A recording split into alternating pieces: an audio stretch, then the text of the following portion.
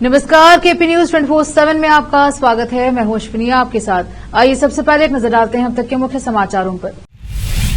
आज बीदर के Guru Nanak Dev engineering college में 3 दिवसीय इंटरनेशनल कॉन्फ्रेंस की गई आयोजित। देश विदेश के अतिथियों ने किया संबोधित। पीएमओ ने एमईए को सूचित नहीं किया। रेवन्ना मामले में जयशंकर के बयान पर कर्नाटक के गृह मंत्री जी परमेश्वर का पलटवार। एमएलसी चुनाव, कांग्रेस ने 5 बागी उम्मीदवारों को किया निलंबित। कुमारस्वामी ने 2016 में सिद्धरामैया के बेटे की मौत का मुद्दा उठाया। मुख्यमंत्री सिद्धरामैया ने किया पलटवार। जब तक मोदी जिंदा है, एससी, एसटी, ओबीसी और अति पिछड़ों के आरक्षण की हकमारी नहीं होने दूंगा, बिहार में बोले पीएम मोदी। इनका भाई कहता है कर देंगे 15 मिनट में हिंदुओं का सफाया। असदुद्दीन ओवैसी पर गिरिराज सिंह का निशान।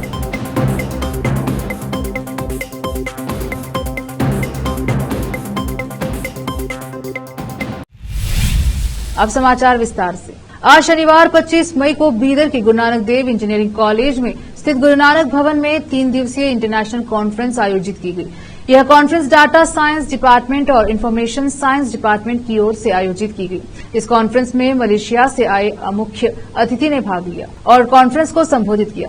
गुरु नानक देव संस्था की वाइस चेयरपर्सन श्रीमती रेशमा कौर के नेतृत्व में यह कॉन्फ्रेंस आयोजित की गई। इस कॉन्फ्रेंस में कॉलेज के सभी छात्र और छात्राओं के अलावा विदेश से आए अतिथि और अन्य उपस्थित रहे। इस अवसर पर एक पुस्तक भी रिलीज की गई। इस अवसर पर सभी अतिथियों ने संबोधित किया। इस अवसर पर श्रीमती रेशमा कौर के अलावा अन्य अतिथियों ने केपी न्यूज से बात करते हुए इस इंटरनेशनल कॉन्फ्रेंस के संबंध में बताया। केपी न्यूज के कैमरामैन पपुराज का coverage. Guru Nanak Dev engineering college में इंटरनेशनल कॉन्फ्रेंस हम ऑर्गेनाइज किए हैं। ये डाटा साइंस डिपार्टमेंट और इंफॉर्मेशन साइंस डिपार्टमेंट की तरफ से हुआ है और ये 3 दिन का कॉन्फ्रेंस है। तो आज के हमारे की नोट स्पीकर डॉक्टर लोगेश्वरन जो मलेशिया से आए हैं, ही इज़ द एक्सपर्ट और आके वो आज वो की नोट एड्रेस दिए हैं। ये कॉन्फ्रेंस आईओटी और आर्टिफिशियल इंटेलिजेंस, मशीन लर्निंग, इस जो अपकमिंग टॉपिक्स और ट्रेंड है, इस बारे में ये हमारा कॉन्फ्रेंस ऑर्गेनाइज किया गया है। और आज हमारे कॉलेज के लिए बहुत ही अच्छी खुशी की बात है क्योंकि हम हेल्प यूनिवर्सिटी के साथ GNDC का एक MOU साइन हुआ है आज, और वहाँ के वाइस चांसलर हेल्प यूनिवर्सिटी के वो अपना मैसेज भी भेजे हैं हमारे बच्चों के लिए और सारे पार्टिसिपेंट्स के लिए। और इस कॉन्फ्रेंस में 174 पेपर्स रिसीव किए गए हैं और ये डिफरेंट कंट्रीज से, जैसे USA, UK और मलेशिया और अपने इंडिया के डिफरेंट स्टेट्स से ये पेपर्स रिसीव किए गए हैं। तो ये बहुत ही अच्छी बड़ी बात है हमारे लिए। और एक एडिशनल और खुशी की बात है कि जो एक कीनोट स्पीकर जो आज हमारे साथ मौजूद है, वो हमारे विजिटिंग प्रोफेसर की तरह हम उन्हें अपॉइंट किए हैं। तो ये हर साल हमारे कॉलेज को आएंगे और हमारे बच्चों को ये जो लेटेस्ट ट्रेंड्स हैं और जो इनोवेशंस है, इस बारे में बच्चों को ज्ञान देंगे और उनको समझाएंगे। तो ये बहुत ही अच्छी बात है। तो हमारे स्टाफ, प्रिंसिपल, वाइस प्रिंसिपल और सारे HODs को मैं मुबारकबाद देती हूँ कि उन्होंने इतना अच्छा एक बड़ा इनिशिएटिव लेके ये इंटरनेशनल कॉन्फ्रेंस हमारे कॉलेज में ऑर्गेनाइज़ किया है। और मैं उम्मीद करती हूँ ये 3 दिन बहुत ही अच्छे रहेंगे, बच्चों को काफ़ी बच्चे सीखेंगे। और ये ऑनलाइन सेशंस इनके चलेंगे जहाँ काफ़ी डिफरेंट कंट्रीज से और स्टेट से ये एड्रेस बच्चों को करेंगे और इनको समझाएंगे। तो मैं सबको मुबारकबाद देती हूँ और उम्मीद करती हूँ ये कॉन्फ्रेंस बहुत अच्छी तरह चलेगा। Thank you. ಈ ದಿನ ಗುರು ನಾನಕ್ ಇಂಜಿನಿಯರಿಂಗ್ ಕಾಲೇಜಲ್ಲಿ 3 days conference trends in AI, ML, IoT and it's applications ಅಂತ ಹೇಳ್ಬಿಟ್ಟು it's an international conference. So 126 ಪೇಪರ್ಗಳು ಬಂದಿದೆ. ಪೇಪರ್ಗಳು US ಇಂದ ಬಂದಿದೆ, UK ಇಂದ ಬಂದಿದೆ, ಮಲೇಷಿಯಾದಿಂದ ಬಂದಿದೆ ಮತ್ತು ಇಂಡಿಯಾದಲ್ಲಿ ಆಲ್ಮೋಸ್ಟ್ ಎಲ್ಲ ಸ್ಟೇಟ್ಸಿಂದನೂ ಬಂದಿದೆ. ಸೊ ಇದಕ್ಕೆ ನಾವು ಕೀ ನೋಟ್ ಸ್ಪೀಕರ್ ಆಗಿ ಪ್ರೊಫೆಸರ್ ಲೋಗೇಶ್ವರನ್ ಅಂತ ಹೇಳ್ಬಿಟ್ಟು LP ಯೂನಿವರ್ಸಿಟಿ ಮಲೇಷಿಯಾದಿಂದ ಬಂದಿದ್ದಾರೆ. SRS रिजॉर्ट एंड कन्वेंशन द्वारा इंस्पायरा को दुबई इंटरनेशनल बिजनेस अवार्ड्स के लिए चुना गया है और क्षेत्र के सर्वश्रेष्ठ शानदार रिजॉर्ट के लिए सम्मानित किया गया। सरदार मनप्रीत सिंह वंजी को वहीं याकूब अल अली और शेख रशीद बिन नासिर अल उनाइमी की उपस्थिति में दुबई में पुरस्कार मिला है। बसपा कल्याण तालुके के गांधी चौक के करीब बसपा कल्याण सीएमसी का गोदाम है। बताया जा रहा है कि इस गोदाम में सीएमसी का पकड़ा हुआ माल जैसे कि banner frame, plastic bag, CMC के खराब टायर, खराब साइकिल, इस तरह का वेस्ट मटेरियल 4 साल पहले से रखा जा रहा था। इस गोदाम में भयानक आग लगने की घटना हुई है। इस गोडाउन में मौजूद सारा सामान जलकर खाक। मौके पर फायर ब्रिगेड की गाड़ी आकर आग को काबू। इस दौरान सीएमसी के जेसीबी को बुलाकर शटर तोड़ा गया और सामान को बाहर निकाला गया। इस आग के लगने के कारणों का पता नहीं चल पाया है। बसपा कल्याण से केपी न्यूज के संवाददाता समीर शेख की रिपोर्ट। केंद्रीय विदेश मंत्री जयशंकर ने बताया है कि कर्नाटक सरकार की ओर से प्रज्वल रेवन्ना के राजनयिक पासपोर्ट को रद्द करने वाली अपील उन्हें 21 मई को ही प्राप्त हुई थी। इस पर राज्य के गृह मंत्री ने केंद्र पर कटाक्ष किया। उन्होंने कहा कि चिट्ठी के बारे में पूछा जिसके कर्नाटक के मुख्यमंत्री सिद्धरामैया ने प्रधानमंत्री मोदी को अप्रैल में भेजा था। इस मामले में उन्होंने विदेश मंत्री एस जयशंकर के बयान पर पलटवार किया। जयशंकर ने एक साक्षात्कार में कहा था कि उनके मंत्रालय को पासपोर्ट रद्द करने का अनुरोध 21 मई को ही मिल गया था। इस पर प्रतिक्रिया देते हुए परमेश्वर ने कहा कि मैंने भी मीडिया रिपोर्ट देखी है। अगर वह ऐसा कह रहे हैं तो इसका मतलब है कि पीएमओ ने विदेश मंत्रालय को सूचित नहीं किया। परमेश्वर ने कहा कि मुख्यमंत्री सिद्धरामैया ने खुद अप्रैल में चिट्ठी लिखी थी और विदेश मंत्रालय कह रहे हैं कि उन्हें 21 मई को मिला। प्रधानमंत्री कार्यालय में चिट्ठी का क्या हुआ? उसे वह मूल्य नहीं मिला जिसका ये हकदार था, या फिर पीएमओ ने विदेश मंत्रालय को सूचित ही नहीं किया। केंद्र सरकार पर निशाना साधते हुए परमेश्वर ने कहा कि हम देख सकते हैं कि केंद्र में सरकार कैसे काम कर रही है।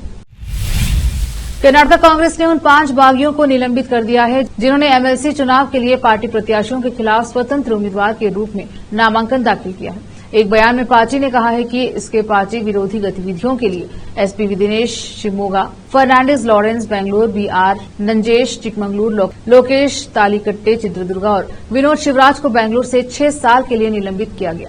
सभी 5 ने 3 जून को होने वाले शिक्षक और स्नातक निर्वाचन क्षेत्रों के लिए विधान परिषद चुनाव के लिए विद्रोहियों के रूप में नामांकन दाखिल किया है। रुकते हैं छोटे से ब्रेक के लिए, जल्द लौटेंगे ब्रेक के बाद।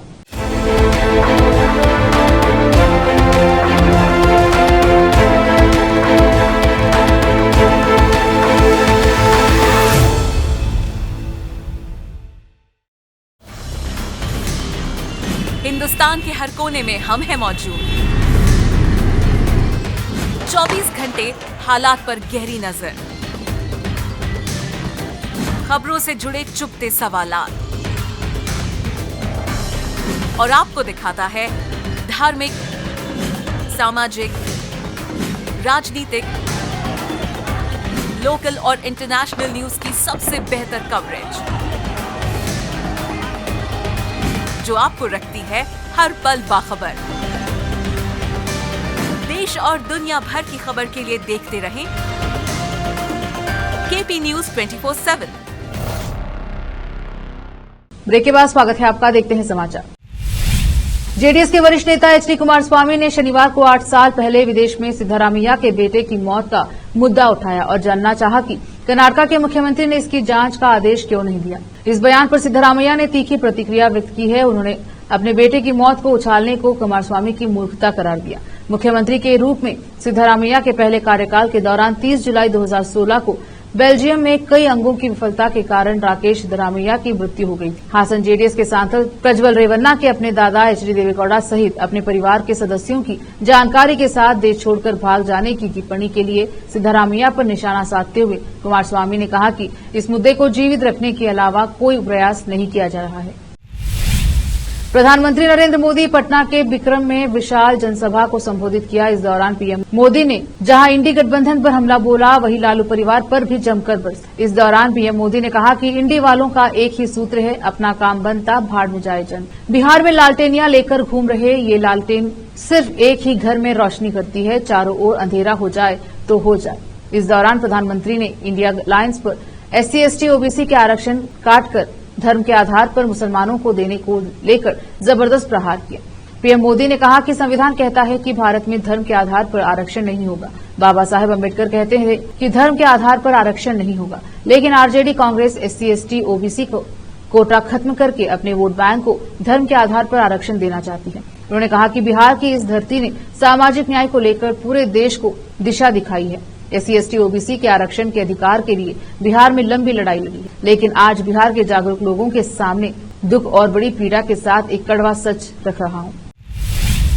पश्चिम बंगाल की टीएमसी और कर्नाटक की कांग्रेस सरकार द्वारा मुसलमानों को ओबीसी कोटे में शामिल करने का मुद्दा लोकसभा चुनाव के आखिरी चरण की वोटिंग से पहले भी सुर्खियों में है। प्रधानमंत्री मोदी के नेतृत्व में बीजेपी ने अपने चुनाव प्रचार की शुरुआत से ही इस मुद्दे पर आक्रामक रुख अपनाया है।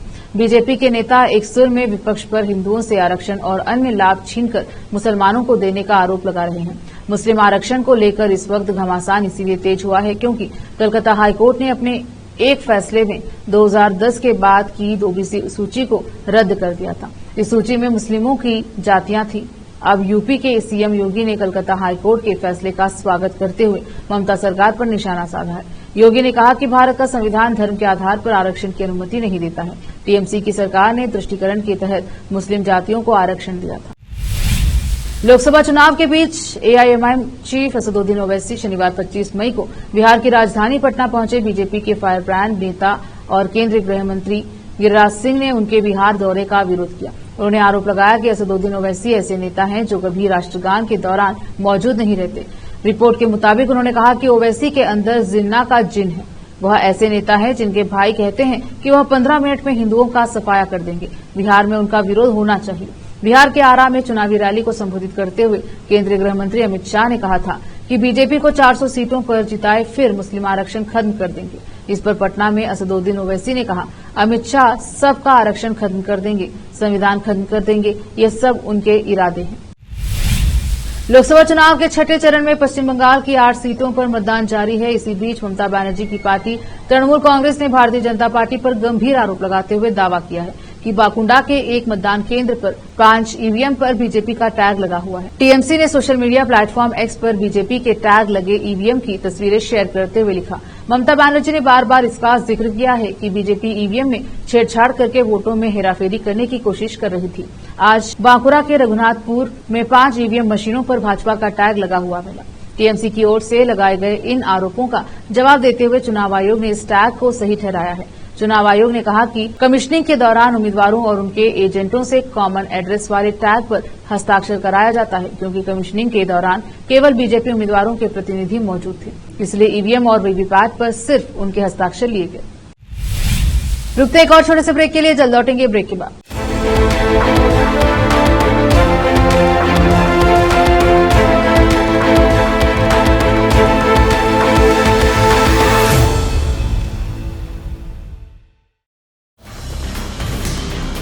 हिंदुस्तान के हर कोने में हम हैं मौजूद।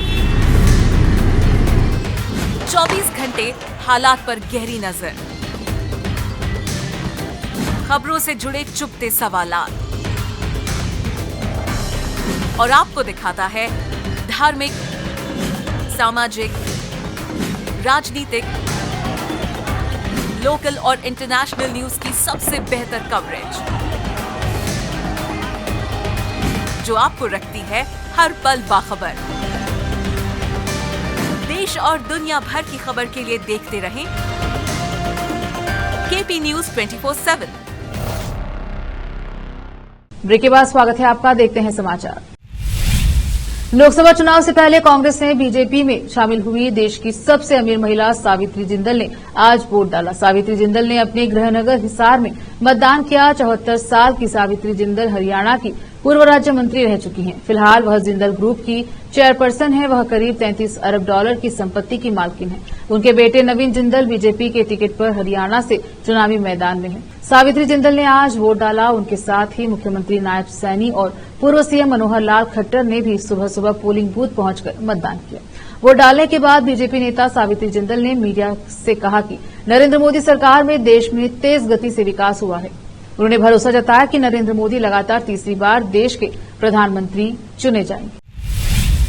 लोकसभा चुनाव के छठे चरण के मतदान के दौरान कांग्रेस नेता प्रियंका गांधी की बेटी मिराया और बेटे रेहान वाड्रा ने भी अपने मताधिकार का इस्तेमाल किया। मतदान करने पहुंची मिराया वाड्रा ने कहा कि मैं बस ये कहना चाहती हूं कि लोग अपने घरों से बाहर आए और मतदान करें। हमें बदलाव के लिए मतदान करना चाहिए। इस मौके पर उनकी मां प्रियंका वाड्रा, पिता रॉबर्ट वाड्रा और मामा राहुल गांधी भी साथ रहे। आखिर में फिर एक बार देखते हैं मुख्य समाचार। आज बीदर के गुरु नानक देव इंजीनियरिंग कॉलेज में 3 दिवसीय इंटरनेशनल कॉन्फ्रेंस की गई आयोजित। देश विदेश के अतिथियों ने किया संबोधित। पीएमओ ने एमईए को सूचित नहीं किया। रेवन्ना मामले में जयशंकर के बयान पर कर्नाटक के गृह मंत्री जी परमेश्वर का पलटवार। एमएलसी चुनाव, कांग्रेस ने 5 बागी उम्मीदवारों को किया निलंबित।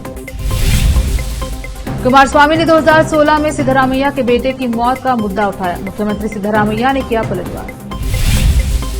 जब तक मोदी जिंदा है, एससी, एसटी, ओबीसी और अति पिछड़ों के आरक्षण की हकमारी नहीं होने दूंगा, बिहार में बोले पीएम मोदी। इनका भाई कहता है कर देंगे 15 मिनट में हिंदुओं का सफाया। असदुद्दीन ओवैसी पर गिरिराज सिंह का निशान।